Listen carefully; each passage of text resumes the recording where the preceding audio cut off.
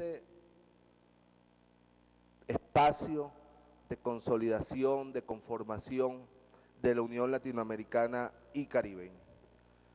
Como todos sabemos, esta reunión ministerial de ministros con competencia en el área de lucha contra el hambre y la pobreza fue ratificada en el plan de trabajo de la Cumbre de Santiago de Chile este año, donde la República de Chile entregó a la República de Cuba la presidencia pro tempore y además de la declaración de los presidentes, se aprobó un plan de trabajo que incluía un conjunto de reuniones ministeriales. Y especialmente esta reviste una vital importancia, ya que la presidencia pro tempore ha anunciado que el tema central de la cumbre a realizarse en La Habana en el primer trimestre del año 2014 es precisamente las políticas de lucha y erradicación del hambre y la pobreza en nuestra América Latina. De manera que de la discusión de ustedes, compañeros y compañeras ministras, jefes de delegación, se nutrirá la agenda de decisiones que nuestros jefes de Estado y Gobierno puedan considerar, evaluar y tomar durante la próxima cumbre a realizarse en La Habana.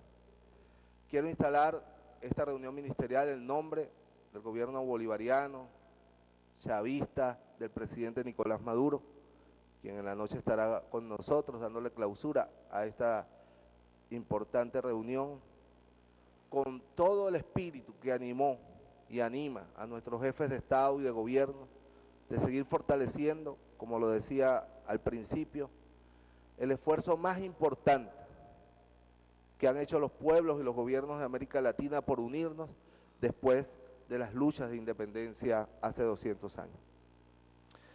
Decía el comandante presidente Hugo Chávez durante la instalación formal de la Comunidad de Estados Latinoamericanos y Caribeños aquí en Caracas el pasado diciembre del año 2011, decía el comandante, la CELAC es el proyecto de unión política, económica, cultural y social más importante de nuestra historia contemporánea. Sin duda alguna lo es, y sobre todo es una demostración de que América Latina es un territorio de tolerancia, de diversidad ideológica y cultural. Este esfuerzo unitario se hace en el marco del ejercicio de gobierno de diversas corrientes políticas, ideológicas, de diversas visiones de conformación del mundo, pero inspirados en la posibilidad cierta de que más allá de nuestras diferencias podemos andar juntos en muchos propósitos. Uno de ellos, la felicidad, la prosperidad de nuestro pueblo. Por eso esta reunión recobra una vital importancia, o cobra una vital importancia, porque como lo decía anteriormente, y es lo que el presidente Nicolás Maduro me pidió les expresara, ojalá podamos avanzar en una agenda de decisiones, que en la cumbre de La Habana nuestros jefes de Estado y Gobierno no solo se limiten con profundidad, como siempre lo hacen, a diagnosticar o a discutir o a debatir las causas de la pobreza y el hambre en nuestra América Latina, sino que de esta reunión y de las posteriores, de los equipos técnicos, pueda tener una agenda del decisor presentada por esta reunión ministerial que les permita anunciar a la América Latina y Caribeña acciones concretas para avanzar en los próximos 10 años en la erradicación del hambre y la pobreza extrema en nuestro continente latinoamericano y caribeño. El comandante presidente Chávez tenía un sueño, que era cuando se cumplieran 200 años de la batalla de Ayacucho, donde se unieron todos los ejércitos, especialmente de Sudamérica, pero también vinieron combatientes de Centroamérica y del Caribe, allá en el Alto Perú, en la explanada de Ayacucho, y erradicaron el último foco colonial de envergadura, de importancia militar en nuestro continente. El presidente Chávez siempre nos decía, ojalá cuando llegue 2025 nosotros podamos decir que hemos expulsado, así como expulsamos el colonialismo hace 200 años, hemos expulsado el hambre y la miseria de nuestro continente latinoamericano y caribeño. Nosotros creemos que es posible. Están dadas las condiciones. América Latina es ahorita la región del mundo con mayor paz, con mayor estabilidad, con mayor crecimiento económico, no exenta de dificultades y problemas, con pueblos organizados, con democracias establecidas en sus distintas modalidades y formas que nos permiten tener elementos ciertos para decir que es posible erradicar el hambre y la pobreza en nuestro continente. Desde Venezuela, ustedes saben, nosotros consideramos que la erradicación de estos flagelos no puede hacerse desde la visión capitalista y neoliberal. Es nuestra posición, respetamos todas las posiciones. Nosotros consideramos que las tesis del Estado mínimo, el Estado neoliberal, no se corresponden con la posibilidad de que nuestros pueblos, nuestros hombres, nuestras mujeres, nuestros niños, nuestros adultos, salgan de la pobreza. Porque el modelo neoliberal está sustentado en la tesis del Estado mínimo y sustentado en una lógica del individualismo que niega la posibilidad de intervención del Estado para poder garantizar las condiciones de igualdad que le permitan a los pueblos superar la pobreza. Decía el barón Hayek que la libertad puede ser incluso la libertad de morirse de hambre. O Robert Knox, y más recientemente, teórico norteamericano del Estado mínimo, dice, solo existen seres individuales con sus propias vidas individuales. Hacer participar al Estado es contrario a la naturaleza humana. Sobre la base de esos principios y de esas teorías absolutamente individualistas, egoístas, no es posible pensar la erradicación de la lucha contra el hambre y la pobreza, o la erradicación del hambre y la pobreza, perdón.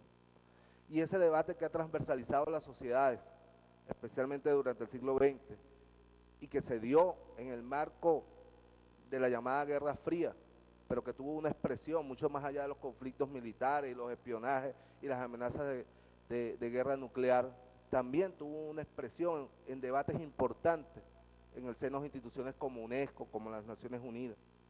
Y es precisamente el gran debate que se dio sobre el tema de los derechos de primera generación y de segunda generación.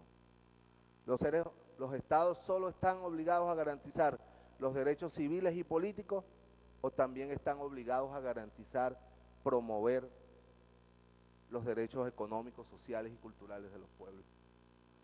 Y ese debate fue ganado por la mayoría de los pueblos, especialmente de los pueblos africanos, asiáticos, latinoamericanos, y así quedó incluido en la Carta de Naciones Unidas. Desde Venezuela, la revolución bolivariana y el pensamiento del comandante presidente Hugo Chávez nos enseñó en la práctica que ese debate que, aun cuando quedó saldado con la inclusión en la Carta de Naciones Unidas de los derechos económicos y sociales, siempre quedó cuestionado por los defensores del Estado mínimo y de las tesis neoliberales, más recientemente en la década de los 90.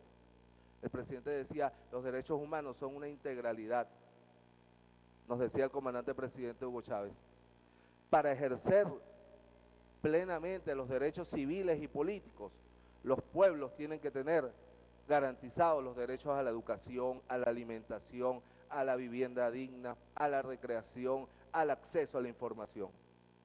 No se puede pensar en pueblos libres y en ejercicio pleno de sus derechos políticos si estos no tienen garantizados los elementos para una plena subjetividad, para unas plenas condiciones del desarrollo de su subjetividad, ¿no?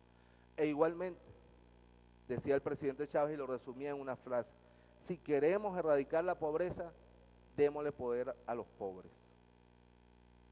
No es posible pensar la solución a los problemas de la pobreza, primero para nosotros es imposible pensarla desde el libre mercado, pero también es imposible pensarla solo desde una acción del Estado. Solo los pueblos organizados, con conciencia política, con ejercicio pleno de sus garantías políticas y del ejercicio concreto del poder, no solo de ir a votar cada 5 años, cada 4 años, cada 6 años, sino del autogobierno popular, del manejo de sus políticas sociales, pero con recursos del Estado. No la tesis neoliberal de los 90 del desmantelamiento del Estado. Hay que transferirle la competencia a los poderes locales y a las comunidades organizadas, pero sin presupuesto. El resultado, la privatización de los derechos a la salud, a la educación gratuita. Hay que transferir poder al pueblo, pero con recursos, para que el pueblo pueda, como decía el comandante presidente Hugo Chávez. El poder se trata de que el pueblo pueda o no pueda. El pueblo puede curarse si tiene salud gratuita pública. El pueblo puede educarse si tiene salud pública, si tiene educación pública gratuita. El pueblo puede producir alimentos si tiene tierra y tiene recursos para sembrar la tierra. El pueblo puede resolver los problemas de su vida cotidiana si está organizado y si tiene recursos para poder. Y esas es las políticas que el comandante Hugo Chávez llamó las misiones y las grandes misiones, que era una transferencia de poder y recursos al pueblo para que junto con el Estado Nacional pudiera efectivamente avanzar en la erradicación de la pobreza como lo ha venido logrando nuestro pueblo y ha sido reconocido por todos los organismos internacionales en la materia. Ahora, el poder del pueblo pasa por el poder de su nación y por el poder democrático de los estados que rigen su nación. Naciones o estados nacionales que pierdan el control sobre sus ingresos, sobre los ingresos, no pueden sostener un sistema de seguridad social y protección social. Solo los estados que ejercen la soberanía económica sobre sus recursos naturales, que impulsan el desarrollo económico productivo para generar valor agregado y trabajos dignos para nuestros pueblos, son los que podemos sostener una política de protección social y de transferencia de poder y recursos al pueblo. Eso es un elemento central del debate. No puede estar desligado lo económico de lo social.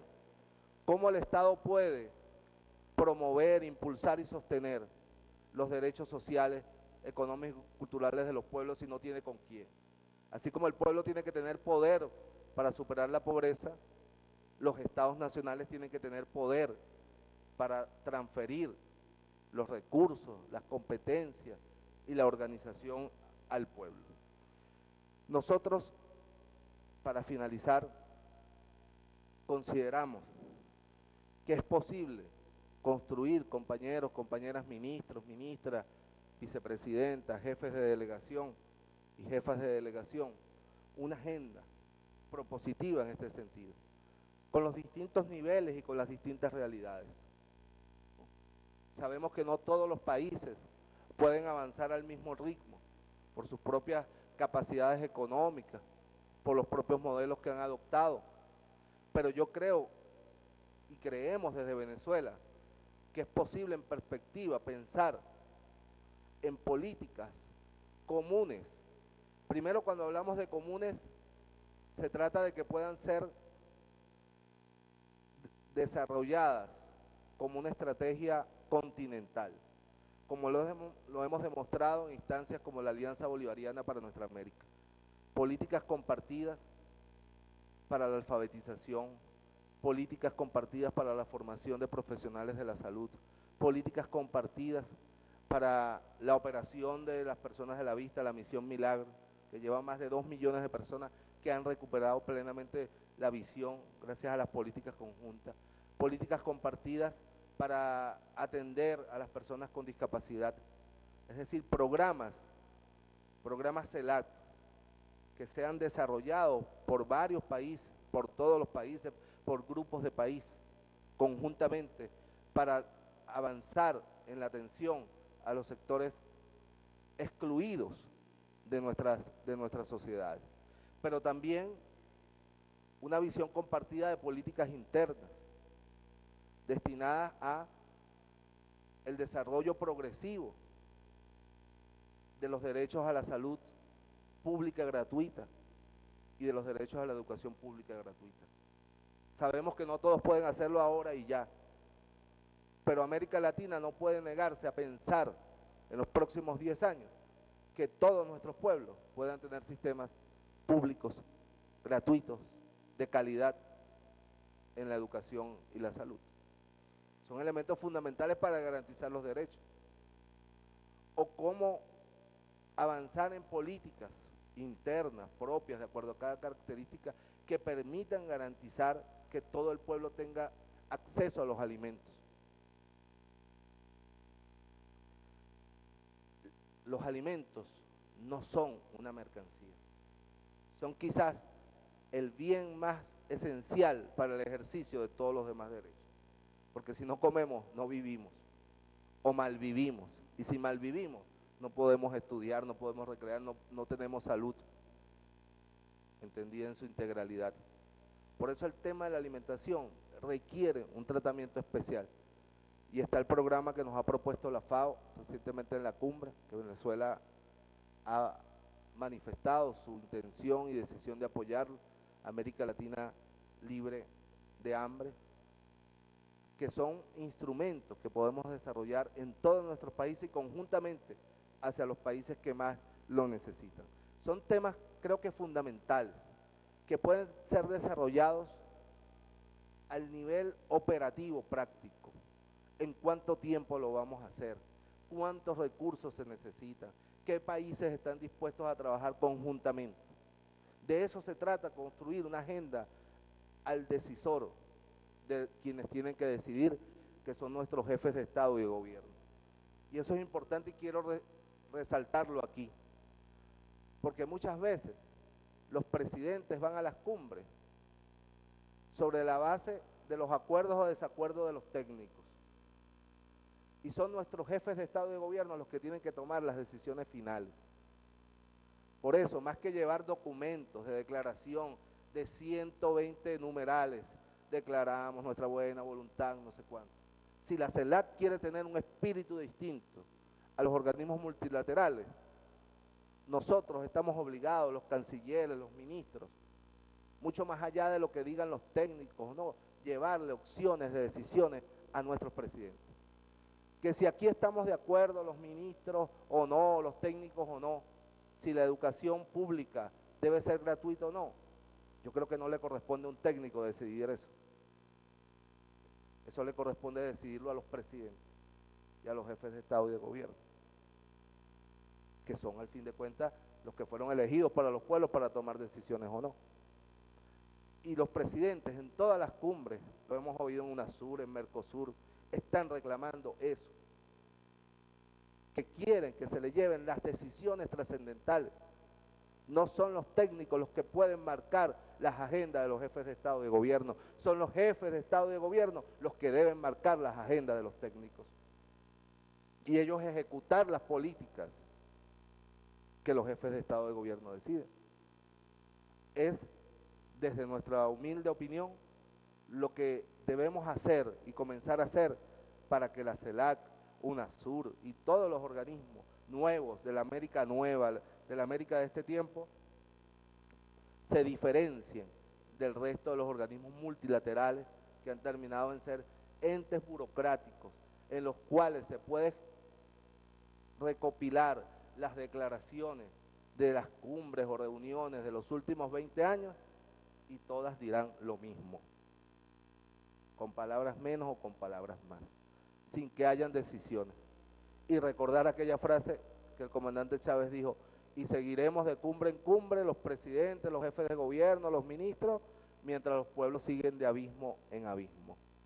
Los pueblos esperan de estos espacios decisiones para su vida, para su prosperidad, y especialmente de espacios donde se está debatiendo la posibilidad de erradicar, la posibilidad cierta de erradicar el hambre y la pobreza en nuestro continente. Finalmente nosotros ratificamos desde Venezuela que para nosotros la educación, la salud, la alimentación son derechos humanos de los pueblos, no son mercancías, y que seguiremos batallando en el plano de las ideas para que, como diría Carlos Marx, se imponga la supremacía del ser humano sobre la lógica del capital. Para ello, nosotros que somos bolivarianos, consideramos que es indispensable construir una sociedad, como decía nuestro padre libertador Simón Bolívar, donde impere la mayor suma de seguridad social y la mayor suma de felicidad para nuestro pueblo. Este es el espíritu con que el comandante Chávez nos llevó a participar activamente en todos estos espacios de construcción de la América Nueva. Y ese es el espíritu que hoy el gobierno del presidente Nicolás Maduro reivindica y defiende para el desarrollo de estas reuniones, de las cumbres y de todos los encuentros que en el marco de los espacios que ha venido creando la América Nueva, la América del siglo XXI, la América latinoamericana y caribeña, sean acciones concretas, realidades para nuestro pueblo. Muchas gracias por su amplia y alto nivel de participación, compañeros y compañeras. Y dejamos instalado formalmente en nombre del gobierno del presidente Nicolás Maduro la reunión ministerial de la Comunidad de Estados Latinoamericanos para la lucha contra el hambre y la pobreza. Muchas gracias. Bien, a continuación palabras del ciudadano Héctor Rodríguez, vicepresidente del Área Social de la República Bolivariana de Venezuela.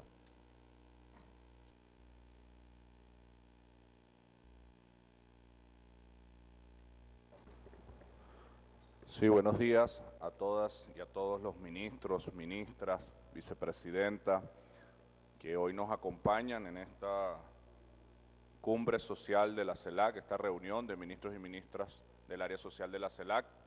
Canciller, el día de ayer estuvimos en un acto de instalación donde pudimos mostrar parte del sistema de culturas populares del pueblo venezolano. Hicimos un recorrido por la parte de la diversidad cultural. Ese encuentro estuvo acompañado por una gran movilización de movimientos sociales de Venezuela, de América Latina y el Caribe, que paralelamente a esta reunión se estarán reuniendo en el Parque de los Caobos y cuyas ideas incorporaremos a la propuesta que elevaremos a nuestros presidentes y presidentas. Igualmente, en horas de la tarde estuvimos haciendo un recorrido como muestra de las cosas que Venezuela está haciendo en esa lucha hermosa por erradicar el hambre y la pobreza, por construir de América Latina y el Caribe un territorio libre de hambre y de pobreza. Tuvimos la oportunidad de visitar un centro de diagnóstico integral en la parroquia 23 de enero, de visitar un mercado popular, conocido en Venezuela como Mercal, que es parte de esa batalla que estamos dando porque todos nuestros pueblos puedan acceder a alimentos en precios justos y con la mayor calidad posible. Y finalmente estuvimos visitando una escuela bolivariana. Las tres experiencias fueron experiencias muy positivas que nos permitieron a los ministros y ministras y altas autoridades, vicepresidentas, compartir las experiencias que ellos también están haciendo en sus países, en conversaciones previas, en las rutas, en los caminos. De verdad fue una experiencia muy bonita. Paralelamente a eso, canciller, estuvieron nuestros técnicos acercando, compartiendo sus visiones, sus propuestas en cada uno de los temas.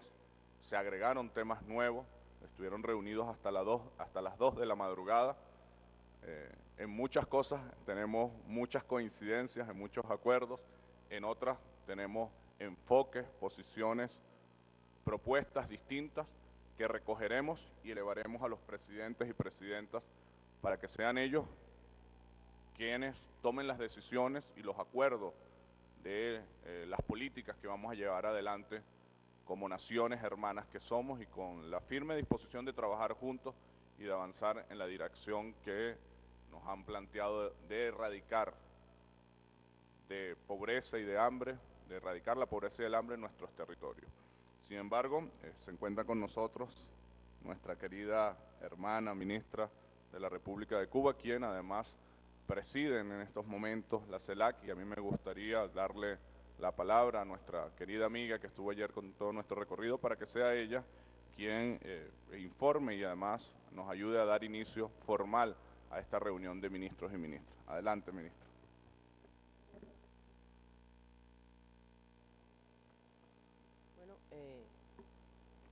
Muy breve para no repetir la intervención de ayer. En primer lugar, agradecer nuevamente a los hermanos venezolanos por su amabilidad de ser sede de esta reunión y el tratamiento que nos han dado en todo momento. Creo que es el sentir de las delegaciones, la experiencia que explicaba el vicepresidente Héctor de ayer, creo que han sido muy importantes. La sesión de trabajo que debemos iniciar hoy, como ya explicaba el canciller, debe llevarnos a un comprometimiento de acciones enmarcadas cada una en la diversidad de nuestros países, nuestras propias características, pero todas en la voluntad de avanzar en el objetivo básico, que es la erradicación del hambre y la pobreza. Con acciones concretas, con un espíritu de cooperación, de complementarnos, de lo que nos falta a uno, buscarlo en el otro, con el mejor ánimo al final del bien de nuestros pueblos. Hay un elemento que es muy importante, que debemos tener presente siempre en la discusión, ya se ha abordado aquí, pero creo que es importante recalcarlo, que tiene que ver con la sostenibilidad de todo lo que hagamos. Es muy importante y entonces toco un tema que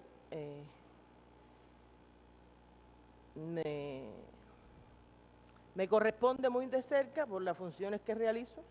Ya me habían explicado que atiendo el trabajo y la seguridad social, y creo que una de las principales vías para tratar de erradicar el hambre y la pobreza tiene que ser, y nos debemos proponer, a partir de la generación de empleos que sean productivos y sostenibles. Creo que este es uno de los elementos que debemos incorporar en las discusiones de por la tarde, ya cuando estemos analizando las acciones concretas a implementar, porque me parece que es la fundamental, uno de los objetivos fundamentales para poder en realidad erradicar el hambre y la pobreza en nuestros pueblos. Hay otro elemento también que no debemos perder de vista, y es el de no adoptar políticas igualitarias, que en algunos casos, lejos de dar solución, pueden dar una solución inmediata a un problema, pero después a futuro se convierten en una solución inviable, sobre todo económicamente, y se traducen también en una distribución del ingreso injusta, porque cuando aplicamos políticas igualitaristas, vamos entonces a beneficiar personas que no lo requieren. Ese es un elemento que también debemos tener en cuenta en las acciones que discutamos.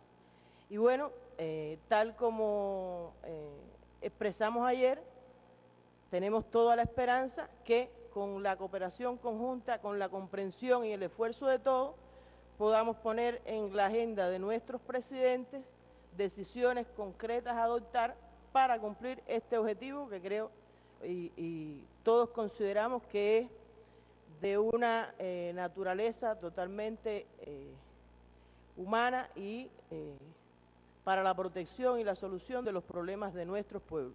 Muchas gracias.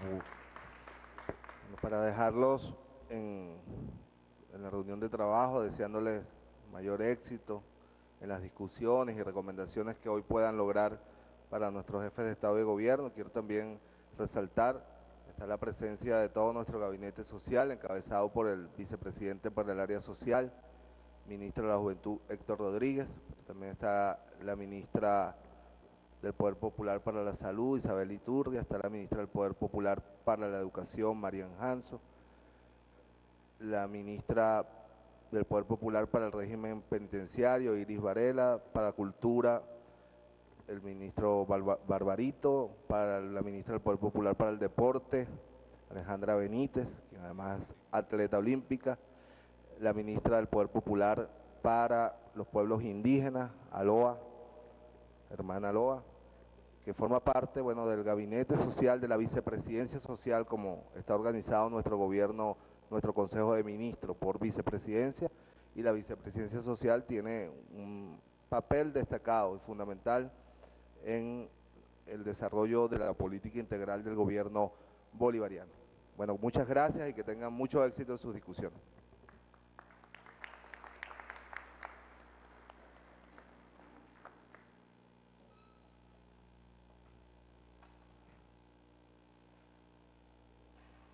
Sesión de el